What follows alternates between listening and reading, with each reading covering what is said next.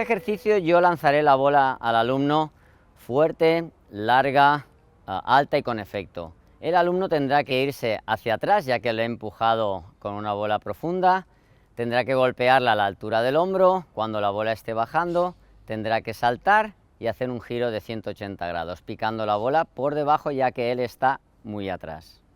¿Para qué trabajo yo este ejercicio?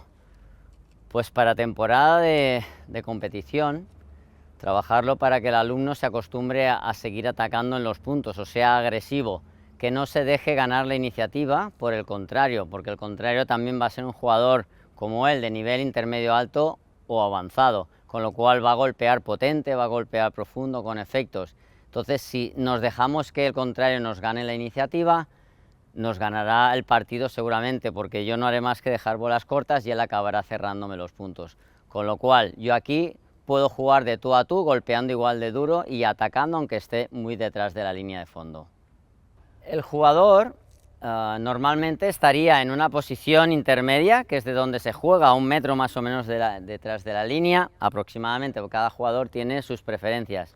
Entonces se encontraría que le viene una bola profunda, fuerte, alta, con efecto, con lo cual tendría que retroceder con pasos normales, corriendo hacia atrás para ir lo más rápido posible, y entonces llegaría atrás y apoyaría sobre la pierna derecha si es diestro. Entonces en ese mismo momento prepararía la raqueta, tendría que flexionar para saltar gracias a esa flexión, y a ese salto luego giraría, y todo ello conjuntamente generaría fuerza para poder golpear la bola del contrario también con fuerza.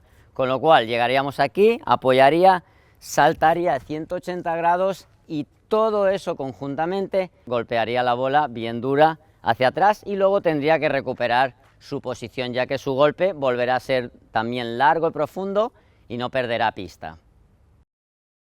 ¿Vale? Cuando das la vuelta al cono, empieza a irte para atrás ya. Bien. Ya corre, corre, corre.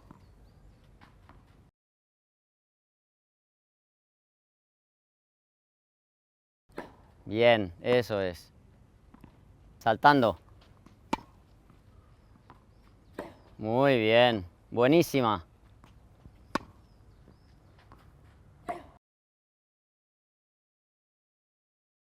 Bien.